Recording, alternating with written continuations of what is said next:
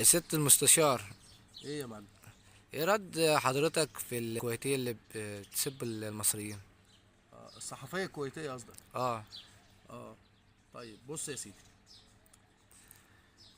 اولا الموضوع ده كبير جدا، واللي انا هتكلم فيه دلوقتي يخص فئه معينه من الناس العرب اللي بيتصنعوا الود. لكن لكن ما يخصش كل الدول اللي انا هتكلم عنها. كل الدول دي على دماغي بشعوبها وحكامها، كلكم فوق راسي طبعا. ولكن كل من تسول له نفسه ان يتحدث عن مصر فليس له مكان الا تحت اقدامنا وتحت احذيتنا. ده رقم واحد. الناس اللي بتتكلم عن مصر سواء كانوا اعلاميين او صحفيين او مواطنين عاديين من الكويت، من الامارات، من السعوديه، من اليمن، من الجزائر، من تونس، من لبنان، من سوريا، من العراق، منين تاني. عموما يعني لو انا نسيت اقول حد، لان في السوشيال ميديا غرقانه اليومين دول تهكم على المصريين. عايز اقول للناس دي كلها بعيدا، وهعيد تاني اهو، كل الشعوب دي على راسي، احنا اخوات واخوه في العروبه، وانتوا على دماغي من فوق. لكن اي كلب، اي كلب، ايا كان مكانته، ايا كان منصبه، ايا كان هو مين، اقسم بالله تمامك الجزمه. مصر وزعيمها سياده الرئيس، فخامه الرئيس عبد الفتاح السيسي، جيشها، من بيادة أصغر عسكري في الجيش فوق راسك، أنت واللي جابوك واللي يتشدد لك يا زبالة. دي رقم واحد. رقم اتنين، المفروض المصريين جوه وبره يتكاتفوا، يبقى في تكاتف. اللي أنا شايفه إن في فرقة غريبة جدا، وطبعا الفرقة دي احنا عارفين هم مين يعني، تمام؟ سواء كانوا من داخل أو من خارج، واللجان الإلكترونية والناس القذرة دي اللي هي بتحب تركب على الموجة. الرئيس لكم بالمرصاد. احنا عندنا ثقة عمياء في فخامة الرئيس عبد الفتاح السيسي. هتقول لنا بطبل؟ بطبل. اللي يزعل يخبط دماغه في الحيط. يا جماعة ده رئيسنا، ده القائد بتاعنا. سيدنا النبي صلى الله عليه وسلم أخبرنا إن الخروج على الحاكم لا يجوز. تمام؟ خد المفاجأة الأكبر بس دي، عشان في ناس متخلفة مش فاهمة اللي أنا بقوله بتطبل. يا سيدي بطبل، ما تسمعنيش إن شاء الله عنك ما سمعتني، أنت مش فارق لي أصلا. أنا ما بيفرقليش إلا الناس المحترمة، فأنت مش محترم اركن على جنب، مش لازمني. سيدنا رسول الله صلى الله عليه وسلم علمنا الكلام ده، مش أنا اللي بقوله من عندي.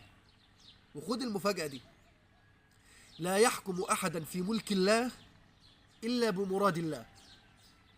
أنت مستوعب الأمر؟ ده لو ما كنتش تعرف يعني، مش هيحكم في ملك ربنا سبحانه وتعالى إلا بإرادته هو. ربنا اللي بيختار. زي إيه بالظبط؟ زي كده يا سيدي اللي أنا عايزك تعيشه وتفهمه. عايزك تاخد قصة قوم سيدنا موسى، إن صحت القصة، كأنك أنت السبب أو أنا السبب أو أي واحد فينا السبب. لقوم سيدنا موسى ربنا منع عنهم الغوث لمدة طويلة لدرجة إن هم كانوا هيهلكوا. فسيدنا موسى كان كليم الله عليه وعلى نبينا أفضل الصلاة وأتم التسليم. فبيسأل ربنا أن ينزل الغوث، فقومه بيقولوا له يا موسى ادعو لنا ربك أن ينزل علينا الغوث. فربنا قال لسيدنا موسى لن ينزل الغوث حتى يخرج منكم رجلا عاصم.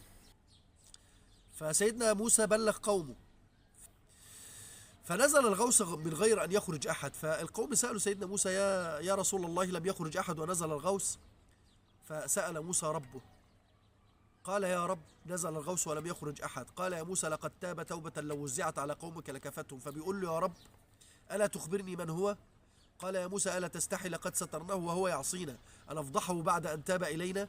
أو كما قال سبحانه وتعالى إن صحت القصة، حتى لا يقال أنني أكذب على الله وعلى رسول الله عليه وعلى نبينا أفضل الصلاة والسلام. وإن لم تصح فناخذ بالمعنى اللي فيها، اللي هو إيه؟ يعني ناخذ بالخير اللي فيها. الخير اللي فيها بيقول إن أنت ممكن تكون أنت السبب وممكن أكون أنا السبب. فنتوب يا جماعة بجد ونقرب من ربنا سبحانه وتعالى. من وأكثر من 1400 سنة قال الله سبحانه وتعالى: أعوذ بالله من الشيطان الرجيم: اقتربت الساعة، قبل أن ترجع الروح إلى باريها سبحانه وتعالى، وقبل أن تخرج الشمس من مغربها. يعني أسأل الله لي ولكم توبة نصوح، وأسأل الله لي ولكم قلبا تائب ولسانا لحوح، وأسأل الله لي ولكم الثبات على الحق، ودائما ستبتلى فيما تبت منه فاثبت، واعلم أن الله دائم النظر إليك فتأدب. وكلامي زي ما قلت إنه موجه للفئة القليلة التي لا تذكر، واللي خسارة فيها الكلام، واللي خسارة إن احنا نضيع وقتنا عليها أصلا. عايز أقول للفئة دي إن المصري جزمته برقبتك أنت وأهلك، واللي يتشدد لك إيه مالكش عازة. وصدقوني أنا مخافش من حد إلا ربنا سبحانه وتعالى. قل لن يصيبنا إلا ما كتب الله لنا. وأنا بحب بلدي، بحب تراب بلدي، بحب الرئيس قوي، ولو حد بيتضايق يولع، مفيش عندي مشكلة خالص. أنا عندي ثقة عمياء في الراجل ده، ربنا يحفظه يا رب ويسدد خطاه. احذروا من المكائد التي تكاد لنا يا اخوانا. ناس بتحاول تكرهنا في الرئيس بتاعنا، بيحاولوا يكرهونا في بعضنا، بيحاولوا يكرهونا في جيشنا. يا ريت نتكاتف ونتماسك، وبلاش ننساق خلف اشباه البشر اللي هم حبة الكلاب اللي انا بتكلم عنها. وانا اسف لو كنت تجاوزت، فصدقوني الكلام بيخرج من القلب، اتمنى انه يوصل للقلب. واستقيموا يرحمكم الله.